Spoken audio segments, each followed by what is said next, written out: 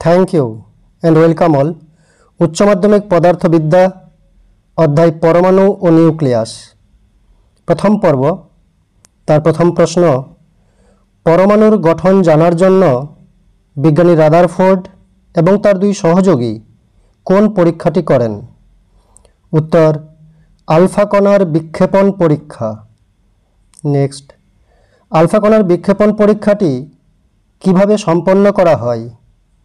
उत्तर वायुशून्य आबद्ध नले प्राय एक पारमाणविक स्तर विशिष्ट अति पातला सोनार पातेर मध्य दिए बिस्मात थेके निर्गत तीव्र गतिवेग सम्पन्न आलफा कणा चालना करा हय। এই সোনার পাতের পিছনে একটি জিঙ্ক সালফাইড প্রদীপ্ত গোলাকার পর্দা রাখা হয় যেখানে আলফা কণার আঘাতে উজ্জ্বল আলোক বিন্দু সৃষ্টি হয়ে আলফা কণার গতিপথ চিহ্নিত করা যায়। নেক্সট আলফা কণা বিক্ষেপণ পরীক্ষার পর্যবেক্ষণ সমূহ কি কি।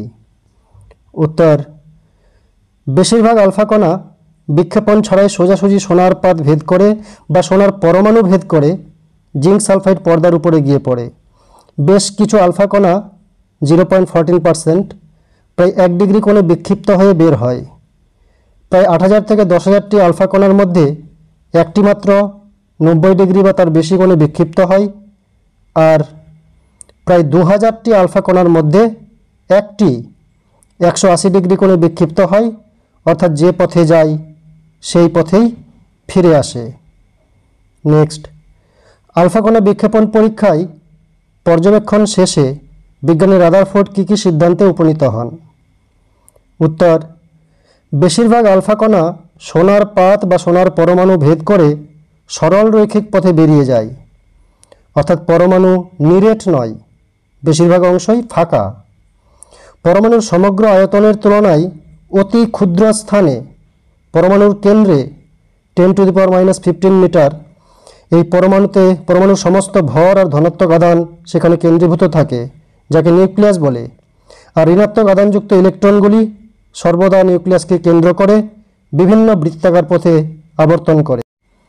নেক্সট রাদারফোর্ডের পরমাণু মডেলের ত্রুটিগুলি কি কি। উত্তর 1 নম্বর ত্রুটি পরমাণুর স্থায়িত্ব ব্যাখ্যা করতে পারেনি। তড়িৎ গতিবিদ্যার ম্যাক্সওয়েলের সূত্রানুযায়ী কোনো তড়িৎগ্রস্ত কণা, এক্ষেত্রে ইলেকট্রন, বৃত্তপথে আবর্তন করলে তার অভিকেন্দ্র ত্বরণ থাকবে এবং সেটি সর্বদা তড়িৎচুম্বকীয় বিকিরণ ঘটাবে, অর্থাৎ শক্তি হারাবে। তাই ঘূর্ণায়মান ঋণাত্মক তড়িৎগ্রস্ত ইলেকট্রন কণা পরিশেষে নিউক্লিয়াসে পতিত হবে, অর্থাৎ পরমাণুর স্থায়িত্ব থাকবে না। হিসাব করলে দেখা যায় পরমাণুর স্থায়িত্বকাল 10⁻⁸ সেকেন্ড শুধু, যা সম্ভব নয়।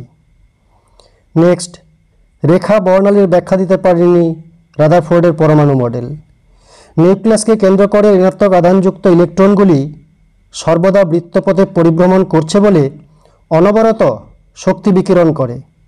তাই গ্যাসীয় পরমাণুকে উত্তপ্ত করলে নিরবচ্ছিন্ন পারমাণবিক বর্ণালী পাওয়ার কথা, অথচ বাস্তবে গ্যাসীয় মৌলের পারমাণবিক বর্ণালী রেখা বর্ণালী হয়, যার সঠিক ব্যাখ্যা রাদারফোর্ডের মডেল দিতে পারেনি। নেক্সট পরমাণুর বোর মডেলের স্বীকার্যসমূহ কী কী। উত্তর কোনো পরমাণু মধ্যস্থিত ইলেকট্রনগুলি শুধুমাত্র কতকগুলি নির্দিষ্ট অনুমোদিত কক্ষপথেই আবর্তন করতে পারে এবং ওই অনুমোদিত কক্ষপথে আবর্তনের সময় ইলেকট্রনগুলি কোনো শক্তি বিকিরণ করে না। এরূপ কক্ষপথগুলিকে সুস্থির বা স্থায়ী কক্ষপথ বলে। যে কক্ষপথগুলিতে ইলেকট্রনের কৌণিক ভরবেগ h/2π এর পূর্ণ সংখ্যার গুণিতক, সেই কক্ষপথগুলি শুধুমাত্র ইলেকট্রনের অনুমোদিত কক্ষপথ, অর্থাৎ n তম স্থায়ী কক্ষপথে আবর্তনরত ইলেকট্রনের কৌণিক ভরবেগ mvr = nh/2π। 3 নম্বর স্বীকার্য কোনো একটি ইলেকট্রন একটি স্থির কক্ষপথ থেকে অপর একটি স্থির কক্ষপথে যেতে পারে বা সংক্রমণ হতে পারে। এই সংক্রমণের সময় নিঃসৃত বা শোষিত বিকিরণ বা শক্তির কম্পাঙ্ক নিউ হলে hν = E1 - E2, যেখানে E1 - E2 হল কক্ষপথ দুটির শক্তির পার্থক্য। নেক্সট বোর তত্ত্বের সাফল্য বা গুরুত্ব কী। উত্তর বোর তত্ত্বের সাহায্যে বা বোর মডেলের সাহায্যে পরমাণুর স্থায়িত্ব সুন্দরভাবে ব্যাখ্যা করা সম্ভব হয়েছে। হাইড্রোজেন ও হাইড্রোজেন সদৃশ পরমাণুর পারমাণবিক রেখা বর্ণালীর ব্যাখ্যা দেওয়া সম্ভব হয়েছে। রেখা বর্ণালীর বিশ্লেষণের মাধ্যমে বিভিন্ন অজ্ঞাত মৌলকে সহজে চিহ্নিত করা সম্ভব হয়েছে। নেক্সট, বোর তত্ত্বের ত্রুটি বা ব্যর্থতাগুলি কি কি? উত্তর, একাধিক ইলেকট্রনযুক্ত পরমাণুর শক্তি বর্ণালীগুচ্ছের তরঙ্গদৈর্ঘ্যের বিশ্লেষণ বোর তত্ত্বের সাহায্যে ব্যাখ্যা করা যায় না। বোর তত্ত্ব পরমাণুতে ইলেকট্রনের বণ্টন ও বিন্যাসের সঠিক ব্যাখ্যা দিতে পারে না। পরমাণুতে ইলেকট্রনের কক্ষপথ বৃত্তাকার কেন, বোর তত্ত্ব তা ব্যাখ্যা দিতে পারে না। আবর্তনরত আহিত কণা ইলেকট্রনের অভিকেন্দ্র ত্বরণ থাকা সত্ত্বেও তড়িৎ চুম্বকীয় বিকিরণ কেন করবে না, তার ব্যাখ্যা দিতে পারে না। পারমাণবিক বর্ণালীর মূল বর্ণালীর রেখার সাথে ঘন সন্নিবিষ্ট সূক্ষ্ম রেখা গঠনের ব্যাখ্যা বোর তত্ত্ব দিতে পারে না। নেক্সট, সংঘর্ষ পরিমাপক রাশি বা সংঘর্ষ ধ্রুবক ইম্প্যাক্ট প্যারামিটার কাকে বলে? উত্তর, গতিশীল আলফা কণার প্রাথমিক অবস্থান যখন পরমাণুর নিউক্লিয়াস থেকে অনেক দূরে, তখন আলফা কণাটির গতিবেগ ভেক্টরের সঙ্গে নিউক্লিয়াসের কেন্দ্রের লম্ব দূরত্বকে সংঘর্ষ পরিমাপক রাশি বা সংঘর্ষ ধ্রুবক বি বলে।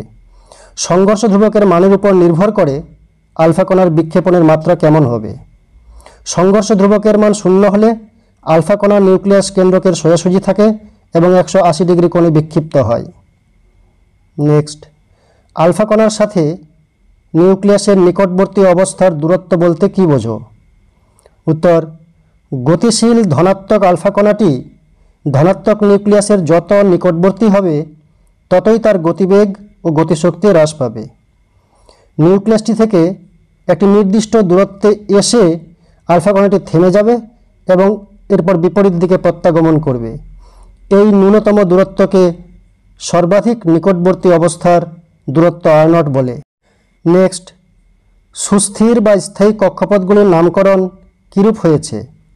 উত্তর, n=1 হলে প্রথম কক্ষপথ হলে k, দ্বিতীয় কক্ষপথ হলে l, n=3 হলে কক্ষপথ m, 4 হলে n, এই রূপে চলতে থাকবে k, l, m, n, o, p এইভাবে।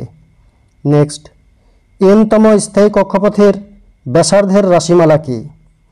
উত্তর, Rn = n² h² divide by pi m ze²। Next, n-তম স্থায়ী কক্ষপথে ঘূর্ণায়মান ইলেকট্রনের গতিবেগের রাশিমালা কি? উত্তর, Vn = ze² divide by 2n h0। Next, n-তম স্থায়ী কক্ষপথে ঘূর্ণায়মান ইলেকট্রনের গতিশক্তির রাশিমালা কি? গতিশক্তি En = mz²e⁴ divide by 8n² h²0²। Next, n-তম স্থায়ী কক্ষপথে ঘূর্ণায়মান ইলেকট্রনের স্থিতিশক্তির রাশিমালা কি? স্থিতিশক্তি দেখা যাচ্ছে গতিশক্তির 2 গুণ mz²e⁴ divide by 4n² h²0²। 2 দিয়ে গুণ করে নিচে 8 করলে তাহলে En এর সঙ্গে সমান হয়, তাই EP = -2En। নেক্সট, n-তম স্থায়ী কক্ষপথে ঘূর্ণায়মান ইলেকট্রনের সমস্ত ধ্রুবকের মান বসিয়ে গতিশক্তির সরল রাশিমালা কি? সমস্ত মান বসালে পাওয়া যায় গতিশক্তি En = -13.6 z²n²। হাইড্রোজেনের ক্ষেত্রে z² এর মান 1। বর্ণালী রেখার তরঙ্গদৈর্ঘ্য বা নিশ্চিত ফোটন কণার তরঙ্গদৈর্ঘ্যের রাশিমালা কি? উত্তর, energy of photon = En2 - En1। মানগুলা বসালে এনার্জিকে h নিউ, নিউকে c/λ করলে 1/λ কমন নিলে r z², 1/n1² - 1/n2²। আর হচ্ছে 13.6/hc রিডবার্গ ধ্রুবক বলা হয়। নেক্সট, হাইড্রোজেনের পারমাণবিক বর্ণালীতে বর্ণালী রেখাগুচ্ছকে কয়টি শ্রেণীতে ভাগ করা যায় এবং কি কি? উত্তর, 5টি শ্রেণীতে ভাগ করা যায় এবং সেগুলি আবিষ্কারকের নামানুসারে লাইম্যান, বামার, প্যাসেন, ব্রাকেট ও ফান্ড শ্রেণী। নেক্সট, বিভিন্ন প্রকার বর্ণালী শ্রেণীর সংজ্ঞা দাও। উত্তর, 1/λ = r × 1/1² - 1/n²। অর্থাৎ সহজ ভাষায় 1 নম্বর কক্ষপথে যদি 2-3 কক্ষপথ থেকে ইলেকট্রন আসে তাহলে সেই বর্ণালীকে লাইম্যান শ্রেণী। 2 নম্বর কক্ষপথে যদি আসে উপরের কক্ষপথ থেকে তাহলে বামার শ্রেণী। 3 নম্বর কক্ষপথে যদি ইলেকট্রন আসে তার উপরের শ্রেণীগুলো থেকে তাহলে প্যাসেন শ্রেণী। 4 নম্বর কক্ষপথে আসলে ব্র্যাকেট শ্রেণী এবং 5 নম্বর কক্ষপথে যদি আসে তার উপরের শ্রেণীগুলো থেকে ইলেকট্রন তাহলে যে বর্ণালী তৈরি হয় তাকে ফান্ড শ্রেণী বলে। এইভাবে লাইম্যান, বামার, প্যাসেন, ব্র্যাকেট ও ফান্ড শ্রেণী 5টি শ্রেণী। নেক্সট, আয়নায়ন বিভব বা আয়নাইজেশন পটেনশিয়াল বা আয়নন শক্তি কাকে বলে? উত্তর, যে ন্যূনতম শক্তি সরবরাহ করলে সর্বনিম্ন শক্তি স্তরে বা ভূমি স্তরে অবস্থিত কোনো গ্যাসীয় পরমাণুকে আয়নে পরিণত করা যায় তাকেই ওই মৌলের আয়নায়ন শক্তি বলে। ভূমি স্তরে অবস্থিত হাইড্রোজেন পরমাণুর আয়নায়ন শক্তি 13.6 ইলেকট্রন ভোল্ট, যা প্রথম কক্ষপথের শক্তির সমান। আজকের জন্য এই পর্যন্তই। Thank you.